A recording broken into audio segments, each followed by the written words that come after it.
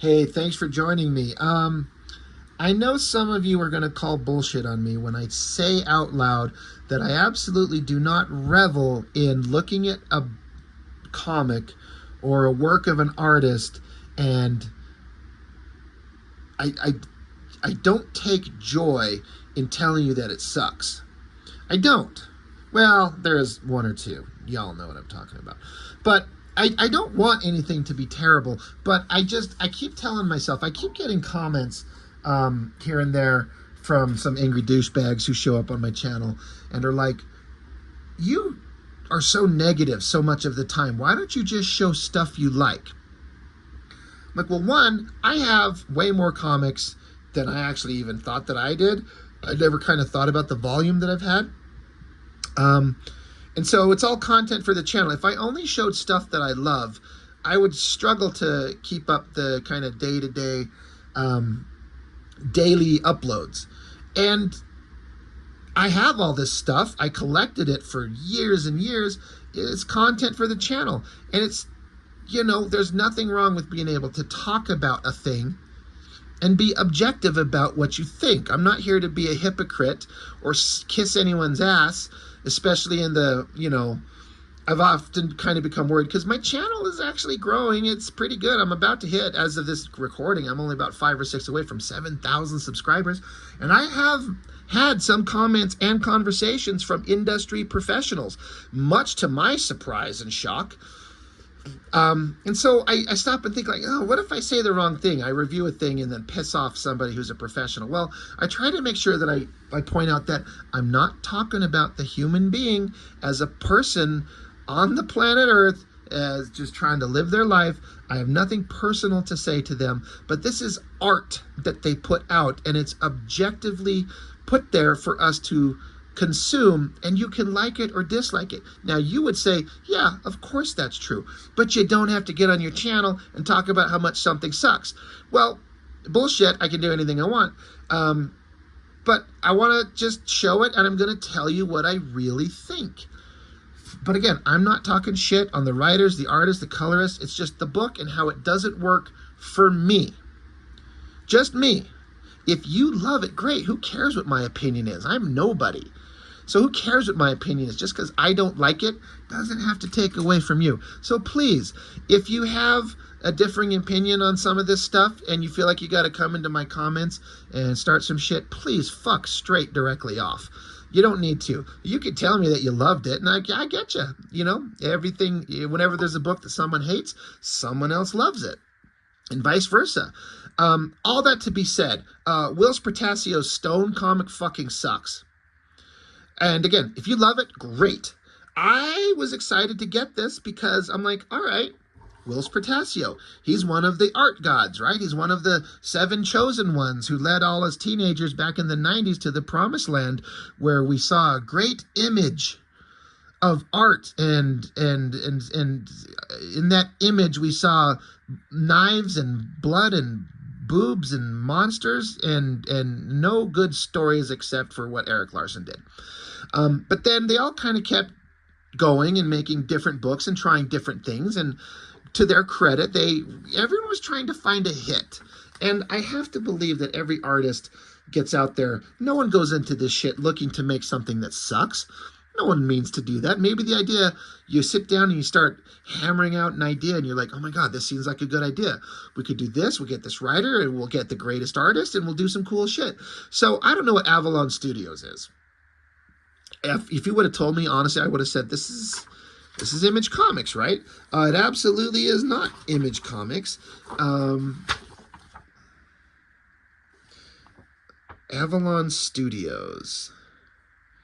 The rights to the comic are Brian Haberlin and Whilce Portacios. So fuck me, I don't know. This is August of '98. They just went and started. I mean, '98, the comic industry imploded, right? Isn't '97 the year it basically ate itself and then tanked hard? The speculator bubble was done. So, Portacios, Brian Haberlin, trying to create a book. I mean, if Portacios can't sell a book based on his art alone, well, who the fuck can? And so they put in a lot of effort, and I collected it because I'm like, I like Portacio. He's done some of my favorite art and some of my favorite comics. But sometimes, I've said this about other artists like Jim Lee, sometimes the magic is gone. And it'll just never be as good as it used to be because maybe it's what you just grew up with. Like Jim Lee's art has never been better than it was on Uncanny X-Men, in my opinion. And he's still great today. I look at his black and white art that he posts with the new Batman series he's doing, and he's not skimping anywhere. He puts in all the detail, all the backgrounds. He's a first-rate artist. A part of me just doesn't like to read Batman. And if Jim Lee would come to draw X-Men, I'd drop anything and be the greatest comic ever. But I can't get into his art. Same thing with Whilce Portacio. When I think about what he's done and the best things he's ever done, it's the X Factor run. For me, it's X Factor. It's just everything about his work was just clicking. And I can't help but think that sometimes an artist, it helps to have them reined in a little bit. Sometimes when an artist gets free rein to do any damn thing that comes to their mind, it might be interesting to them and it might be interesting to a small segment of the population, but sometimes that shit just doesn't work. Your weird, creepy, strange artistic ideas are maybe not commercially viable. And that's an extreme way to say what I think the problem with this thing is. This is just a weird fucking book.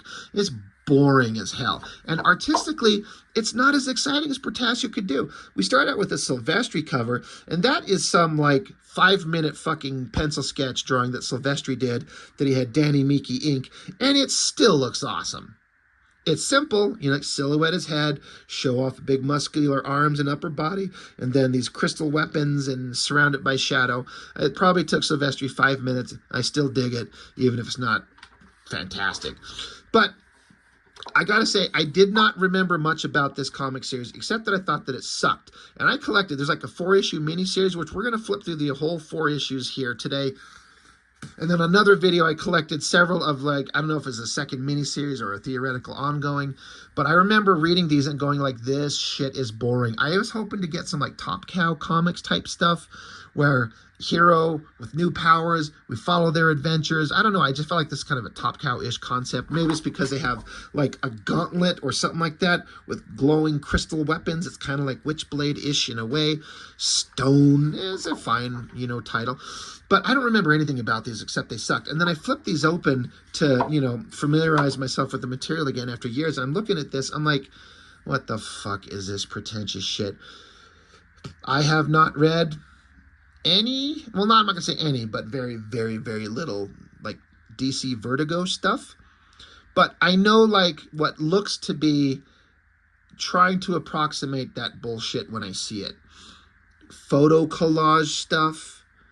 Weird lettering dragging you all over. I'm like, look, I don't know. Maybe you think this is awesome, and with the right kind of story, maybe it is awesome. But it was weird for me when I dug these books out for the first time in years, and I flipped this open. For some reason, I was immediately like, oh, fuck, this is going to suck even worse than I thought. I don't know why. This just, because I'm like, these creators cannot make this shit. Neil Gaiman can write that shit.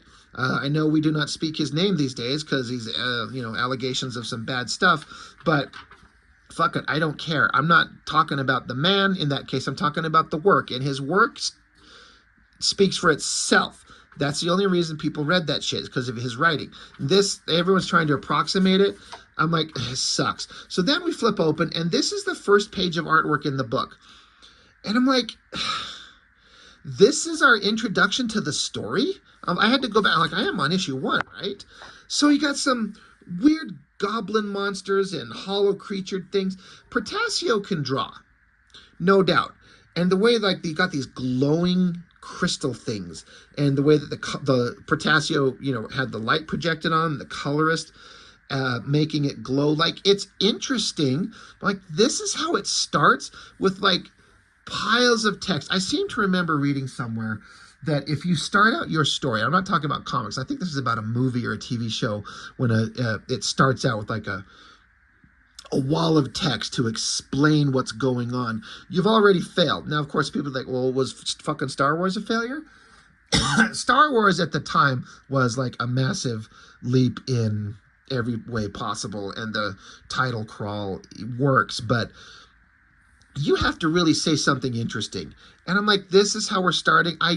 comics of this era from certain people, I'm like, I'm sorry, I know this is pretentious as hell to me to say, but I'm like, I know they can't write. I know there's nothing interesting here.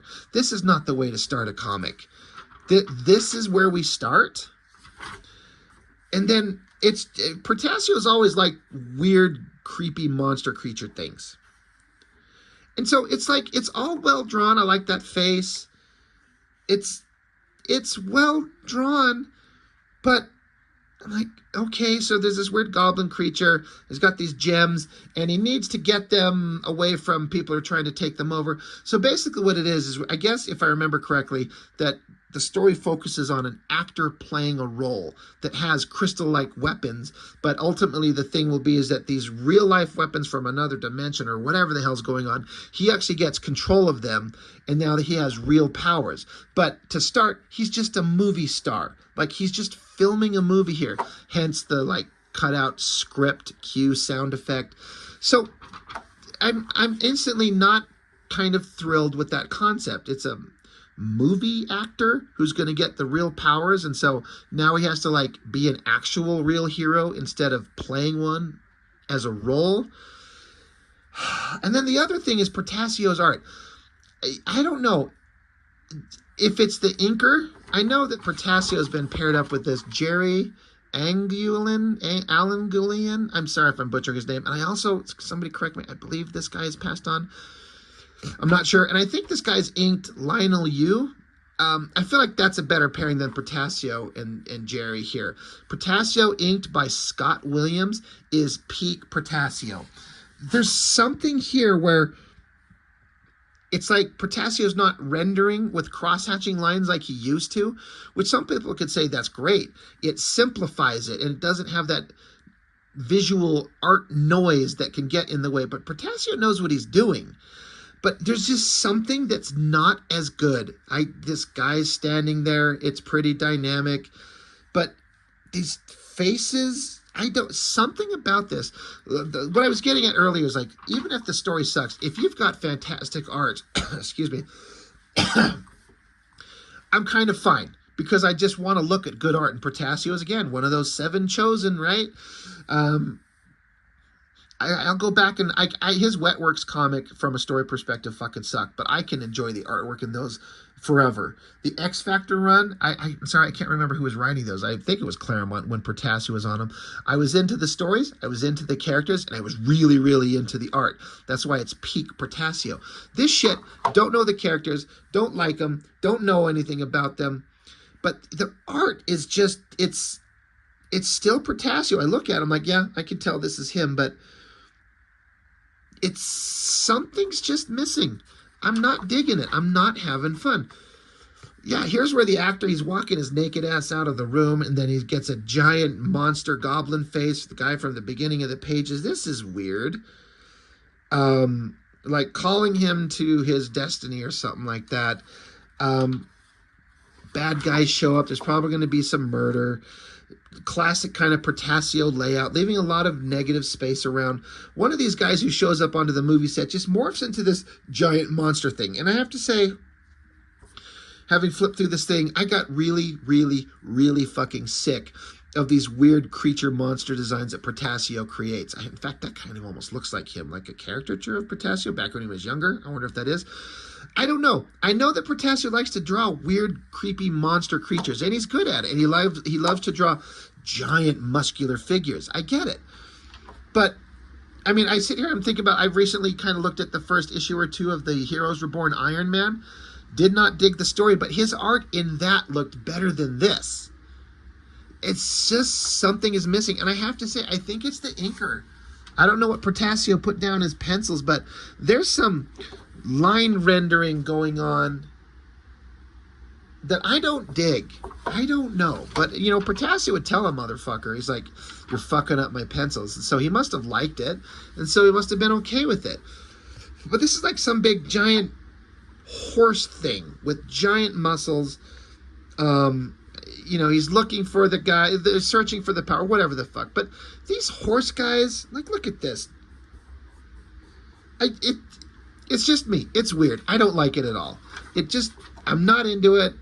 But then the actor, I guess he gets the powers. The powers transfer to him. Really, now he's got powers. And then the little goblin, fucking creepy creature thing, that somehow transferred the powers of the crystals to him. He speaks to him in his head. So now he's got like the mentor voice in his head to teach the new character how to use these powers, these crystals of whatever the hell they are. So now he has to fight now. So it's his first trial, trial by fire. You got to fight this giant horse thing with these giant weird feet, hoof things. Again, I would be really curious. Like, if you've read these comics before, did you like them? And do you think Portacio's work is up to his normal standards? I don't feel like Portacio is taking the cheap way out. He's throwing in everything like I feel like he normally does. Maybe I feel like the inking is killing it. I don't know. I don't like it. I mean, I kind of like the big muscular anatomy there. That's kind of cool. But it's a giant horse thing. I'm not into it. I'm not digging it. More giant horse things. They're fighting. And again, I could not care less about this story. But I wanted to be here for Portacio. And I like this weird creepy zombie creature thing. So that's the end of issue 1. Then there's some more pretentious ads for the next issue, kind of I don't know, Vertigo type bullshit. And then ads for other comics. So yeah, issue 1. I was like, oh God, I really, really, really wanted this to be great, because I wanted to see the definitive Portacio comic series. Wetworks was not it. He put in his heart and soul into the art, but shit tanked in terms of story. What a mess. So I'm like, well, this is a new thing. Maybe this will be awesome. But again, I feel like, look at this kind of weird Vertigo pastiche bullshit vibe. This is stupid. And again, I dig the Portacio layouts, the panels. That's all kind of fine. This recaps everything. So Jerry Allen, Jesus Christ, that's that's the name of the character, and that's the name of the inker. Danny Meeke and Joseph Williams help on inks on this one. We'll see if we can notice some artwork that looks a little bit better with Meeke and Williams inking, because again, this is 98. Yeah.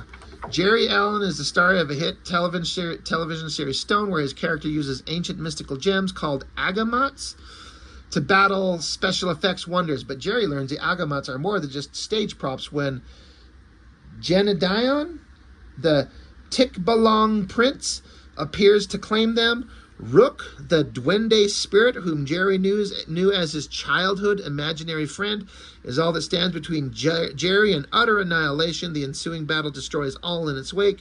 When things are looking dark for Jerry, it is the treachery of Genedion's henchmen that save his life. The game has only just begun, and little does Jerry know that his worst nightmares still await. Good Lord, that is dramatic. So at least the recap in the comic kind of tells us what the hell's going on. Again, I also wonder, I have no problem with the coloring in these. I think the coloring is fine. Who's doing the coloring? We should shout them out. Dan Kemp, Andy Troy, colors. Not names I'm familiar with. But I wonder if the coloring was removed and I could just look at the black and white artwork if I'd find it more interesting. That happens to me because as an artist myself, seeing the black and white line work sometimes a little bit more interesting to me. But this is not blowing me away, Mr. Portacio. This has got weird horse creatures. You got weird goblin guy with giant ears, giant nose, little poofball hair on top of his head. Looks like a douchebag. Look at this thing. Look at this thing. Again, I know that Portacio likes weird shit, but I don't. I mean, well, I do, but it's varying degrees of weird shit. So, whatever. The story's going on. This weird zombie creature walking around is kind of creepy. And there's no denying that Portacio can draw, but this just... Is it just weird how you can just flip through a thing and just go, I'm bored of this thing. This is not for me. I don't know why. But you can learn from his panel layouts. This is interesting with the borders kind of ending with the lines of the perspective lines of the hallways at the hospital, and just goes into the white void of the paper. That's fine. This chunky kind of ink line for the borders there. That's fun. It makes it look visually interesting. I've always been a fan of that. I've tried to replicate that in my own stuff. Stupid little goblin thing again. I don't know. This is all right. You got my interest. There's a guy and a girl, and they're fucking. Thank you. Show me something I'm interested in. Show me some tits and ass, Portacio. Yeah, all right. Creature shows up, takes the girl, and does some. Let's see, what is he doing? He's gonna do something to the girl or the guy or to both. Looks like she's mutating up the guy. Is he gonna explode him?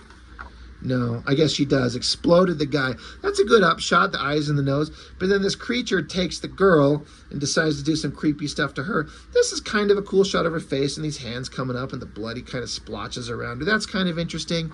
The creature pulls out her tongue or something and forces the girl to eat it. And so then the girl screams, and then you get giant double page spread. All right, here's something interesting. I almost get some nudity. I almost get some titties. But then you're like, what is this weird? What is... I'm like, this is her leg here. So what is this weird thing down the front there? It mutated her into some kind of weird, creepy creature. She went from like hot, sexy, naked girl that was fucking some asshole to now she's mutated into some kind of monster. But I'm like trying to track what I'm looking at. And I'm like, what is going on? Whatever. All right, Portacio, you know, you're indulging your weirdness. Look at this fucking thing and these giant stupid hooves. Like as a drawing, it's kind of fun if you like to draw weird shit, but I don't know. Well, that's issue 2. Fascinating. But on the cover, I guess, is that creature that we just saw, you know, that got the girl that got changed. And this cover I kind of dig. Creepy, weird monster, the tongue, the crazy, goofy anatomy. It's kind of interesting. I like the coloring in the background. That's, oh my God, this Vertigo shit. Stop. I mean, do I have it right? Is this like a Vertigo type thing, or am I just imagining that? Because again, I haven't really read those books, but I've seen enough of this type of stuff in passing. That's what it makes me think of.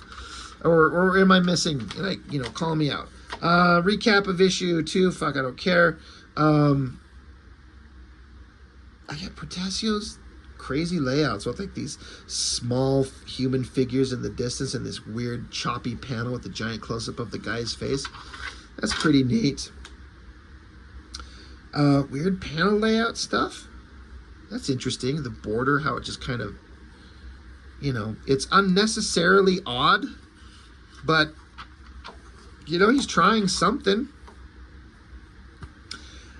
Yeah, I just don't care. Oh, I guess, yeah, the girl who got mutated is attacking somebody. Screamy face. Let's flip that over. That's a pretty good screamy face. I like that guy's eyes look terrified, and the mouth. That's kind of cool. You know, it's a good drawing. It's Portacio. It's always kind of good.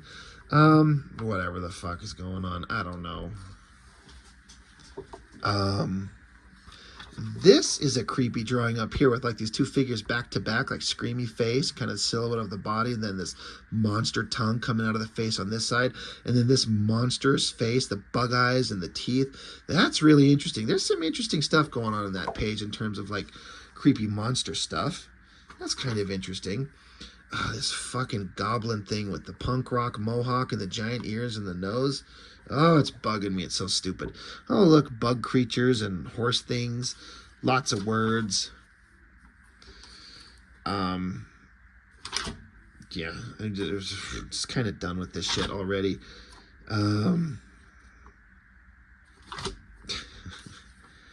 It's just, as much effort as he's putting in, I've never been like so bored by a book artistically when it seems like the artist is really doing what the best that they can do, and just how can they be doing the best they can do and I'm still bored?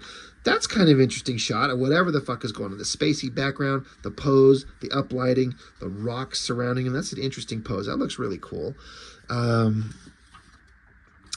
Whatever the fuck's going on here. Yeah. Oh wait, who? Some. This looks like some like Akira type uh, bullshit guy standing and screaming and whatever's going on. Go to Avalon Comics. Anybody remember this? The World of Aria? This artist, Jay Anceletto, if I'm saying his name right, I seem to remember reading somewhere that he used to be like a dentist or work in a dentist's office, and he just drew on the side, and somehow he got discovered and just threw all in. Yeah, they did create some comics. I think I picked up this book, and it's like, it's another one of those things where this guy clearly has passion for drawing and talent, but it just didn't work for me. And I feel bad saying that because the guy was really trying and he's obviously really talented. Well, the boredom just is driving me nuts here. So we're going to get to issue 4. We're going to get through this one real fast. You get a Jay Lee cover. Look, Hellshock showed up. That ain't the fucking title character. That guy ain't that guy. Maybe that guy is the twerpy douchebag whoever fucking kid that showed up at the end.